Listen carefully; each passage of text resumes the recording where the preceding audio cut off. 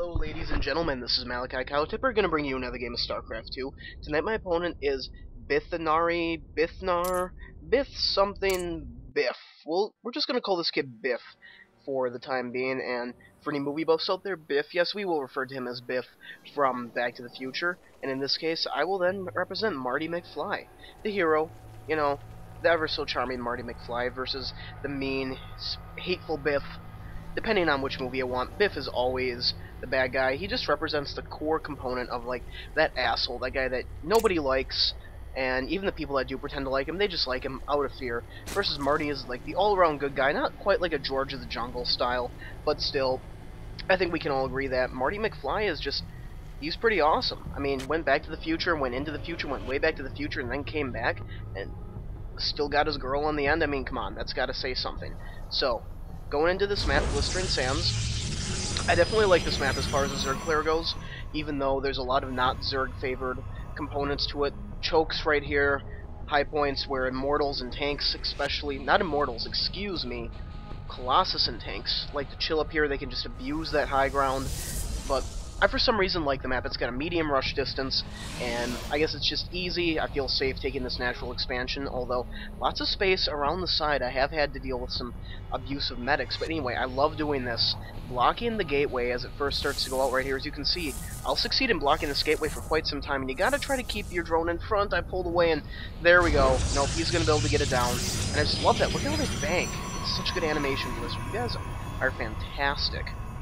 So, he's getting his probe, just actually kind of chilling over there in my base. No real rhyme or reason for what he's doing. Now, pay close attention to the income tab here. This is going to be key throughout this entire game, and if you take a look at this right here, because I know when that gateway is going down, because I controlled that gateway, I have no fear whatsoever in putting down this expansion and doing it a little bit later on, because, you know, I'm totally okay with that as far as it goes. I know that, you know, seeing that he's still chrono boosting out his probes over here, that I should be okay, even if there's a few early zealots, because I'll be able to get it out quick enough. We check out the production tab. My spawning pool is just finishing, and right now, first gateway is done. Now, right away, when I see two gateways like this, I expect almost immediate aggression, because usually speaking, you'll see a cyber core after that. And because of my scouting, I've seen almost everything in this base. I know that these are only two pylons. I didn't catch the chrono boost, but I kind of expected it to happen, and there we can see that the rally point is going straight up right to the front of my base. And production tab, I still have another 20 seconds left to go as far as that spawning pool is concerned, so that first zealot is out. And you know, even though this is just a medium rush distance map, just look how long it takes this guy to get across the map. That's just, one of my buddies that I play online with plays as Protoss, and whenever we try to do a combined attack like Zerg and Protoss, it's just so frustrating because everything that I have moves faster than them. And it's something that you don't really take into consideration when you're playing, especially when you're newer, the movement speeds, but it's absolutely key. Oh, wow. Almost lost it right there. But it's absolutely key when it comes to army positioning, timing, everything else of that nature. So my hatchery finishes. Now, in response, what I'm doing is I'm pumping out a lot of Zerglings and getting my queen, but as you can see, my income is suffering from that. Normally speaking, I'd only do 1 or 2 Zerglings, and I'd continue to pump drones. As you can see, I will continue to pump Zerglings, because I'm expecting another 2 Zealots directly behind this one right here, and I've got plenty of Zerglings, more than enough to clean this up. Now that there's 8 to the party, this really shouldn't be a problem, but he's actually doing a decent job running away, and the Zerglings are fast, but you know, just before their speed, it's really tough to catch them all, so, yeah, catch them all. So, I've got 12 units worth of Zerglings, but now that we have 4 Zealots here, this is going to be really interesting. I've already tagged that guy up, but his shields are coming back. Now, right here, this group of 12 Zerglings, mathematically speaking, will lose to these Zealots, because you need a 4-to-1 ratio when it comes down to this, and in fact, as you guys are going to see right here, this is why Zealots can be so effective versus Zerglings. They're just picking off my guys right there.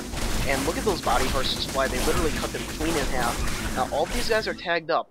4 more Zerglings, and I would have cleaned up that fight without hesitation. That would not even been a fair fight. But looking at it that way, all 4 of these Zealots are up and running. Their shields are already almost half regenerated. I need to make something happen right here, because these Zerglings and these drones are just not enough. And right here, I'm rushing in again, and it might have been better for me just to build up my troops, because as you can see, these guys are just going to town, just killing everything. their blades just so effective. And again, just absolutely murdering those Zerglings. This guy getting pretty low in health, and I think I'm actually going to be able to pick him off real quick right there. Yep, he's down. So just even cutting that number down by 1 will make this a lot easier as far as cleaning this mess up. But he's got 2 more Zealots out, but because there's no proxy, because there's no warp gates, I can reinforce way quicker than he can. And I'm going to manage to keep my hatchery up and running, and I'm going to manage to clean that up. But if we check out the units lost right now, he's out ahead. He's only lost 4 Zerglings. He's forced me to produce, 4 Zealots. He's forced me to produce so many Zerglings, and this just gives him a huge economic lead. I'm dropping a Roach Warren. I basically need to in response. I see over here with my Overlord that this expansion is going down over here. I love doing this because you can just catch it. It gives you a good sense of what you can expect, and knowing that that expansion is going down, I'm not too fearful of another push right now, although he definitely could be ready to roll out, 4 units of Zealots, but I've got plenty of Zerglings here. They're speeded up now, so I could easily clean this up.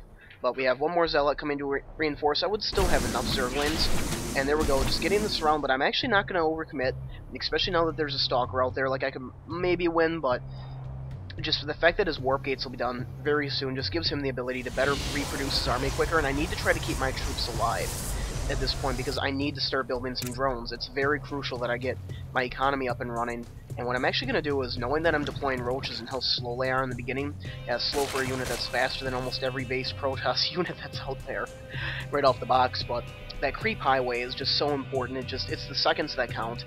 I've got a bigger group of Zerglings in there, and I'm just going to poke back in because if he hasn't produced any more attacking units, I'll have no problem with that extra 6 to 8 Zerglings cleaning that up. And as we can see, he's got 4 units in production right now, so I was just a little bit too late, and there's going to be a lot of troops there. And this is something where I'm going to start to lose my Zerglings pretty quickly. We go back to the units lost. I lost quite a few Zerglings, but this is awesome. I was able to get inside of his base because it was not walled off.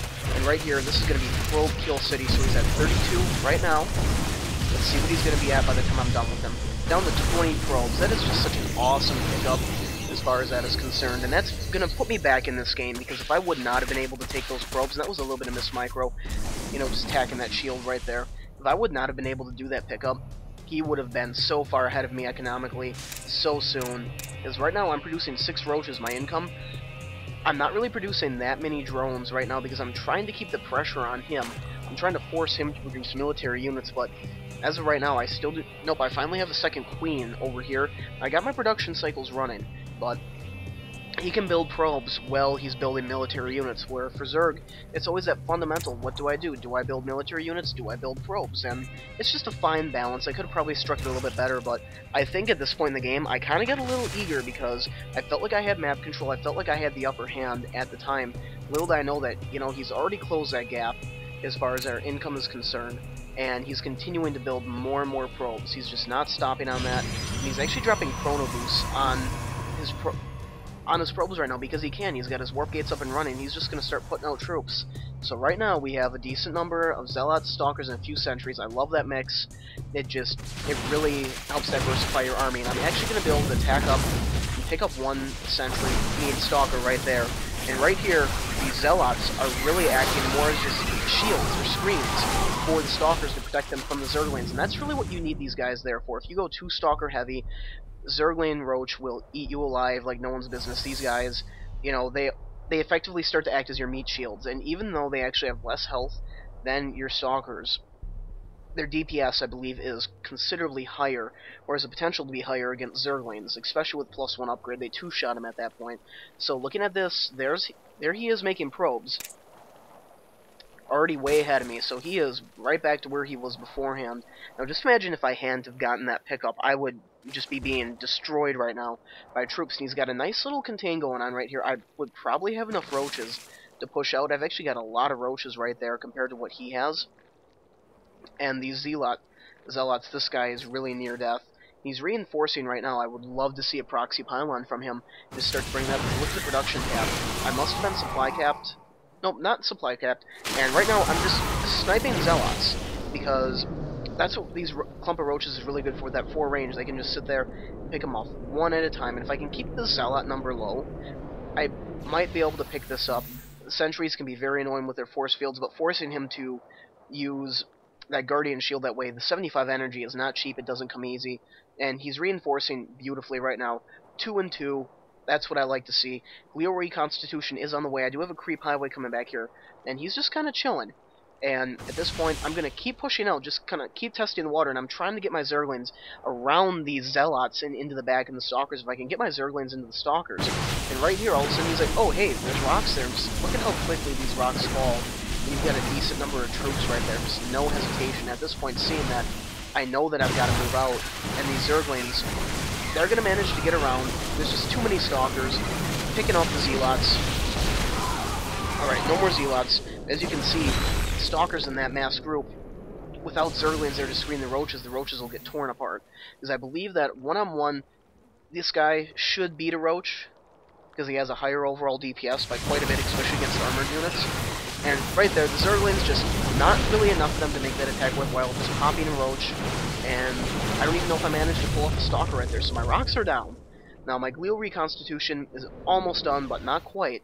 And right now, he's waiting for reinforcements. As you can see, he's actually putting up a Nexus over here, so he's planning on taking a third while he has me contained, and that's a brilliant move. I'm slowly starting to get my creep spread out here. I've got more Zerglings on the way, and I think he's just waiting for a few more units before he pushes up and takes the ramp. And I don't know if he even really knows. I actually want to pause that. No, he doesn't see my Overlord up there, so he doesn't know that... excuse me, that I know that he's coming through there. For all he thinks, I don't even know the rocks are broken down, but this is going to be a very crucial moment in the battle right here where he's got almost 24 Stalkers, but it's a very heavy Stalker mix, and he's doing that because he saw all of my Roaches, and I've got to commend him, and that's a great thing to do. But check this out, 18 Zerglings. There's even an Immortal coming out. This is going to be a key game-changing tech switch, so what's going to happen right here... Actually, some of my Zerglings are going to get deployed down there. Overlord's buying me a few seconds right there. He is going to supply cap me. And the work on right here is just baiting him into the right position, trying to cut off the escape, and take the Immortal down right away. And right here, my Roaches being reinforced with some Zerglings. I've got more Roaches than he has Stalkers. And I'm able to push that battle back and clean up quite a bit of his troops right there, which is... I actually just want to check out our APMs. Not our army, APM. Nice! I have a... That's the first time I've broken 100 APM in any one of my casts for a combined or total average. That makes me just so freaking happy. But right here, let's check out that income tab one more time. God, he's just smoking me in the income. Anything that this game has taught me is that I need to, you know, focus, you know, just build drones while I'm building troops. I could have so many more troops right now if I would have done that. But right now, I've got a lot of Zerglings out in the field, and Zergling Roach, there goes the surround, and his army is effectively depleted at this point.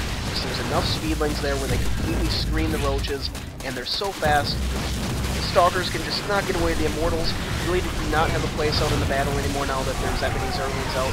I've got a good number of Roaches, and it's just a matter of time right now before this force goes down, because the Zerglings, they're all dead, but the damage is done. They screen the Roaches, they do a lot of damage to these Stalkers because of how slow the DPS is, how long it takes to kill one individual unit, and then the Roaches can just literally wail on them from behind. The expansion down here, there's no way this is going to be able to stand, and Biff leaves the game, the day goes to Marty McFly, and the reason why I brought this game up is it was a really nice back and forth between the two of us, and there was just some solid play. The early Zealot rush, you know, my mistake of engaging right down here when I really had no place doing that. I didn't do the math in my head quick enough. Being able to get that run by more than likely won me this game. If there would have been 1 or 2 Zealots here, I would not have had the economy to even play ball. And that was just the thing. I felt this entire time that I was being outplayed on the macro end, that I got a lucky break up here, having my highway spread with the creep and getting Gleo Reconstitution at just that one time, because imagine if there wasn't creep throughout here, and if I didn't have that Gleo Reconstitution, I would have gotten here to my base right as he was blowing up my lair or my hatchery or taking out my tech, and he would have been in a way better position to fight me. So, lucky break on my part, or mad skill. I'm actually going to go with lucky break. Bitharne played a great game. I really enjoyed this game, and I hope you guys enjoyed the replay. This is Malikicowtipper signing out.